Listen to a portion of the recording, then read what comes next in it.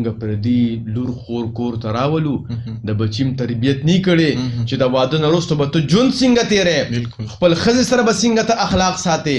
د واده نه وروسته به خپلې مور سره څنګه اخلاق ساتې چې کومه مونږ ورته خواښې وایو چې دا مونږ ډېره بدنام کړې دا خو د مور دویم نوم دی د هغې به څنګه خیال ساتې د سقر بابا به څنګه خیال ساتې هغه د پلار دویم نوم دی د خپل پلار به څنګه خیال ساتې او ستا ناواده کړي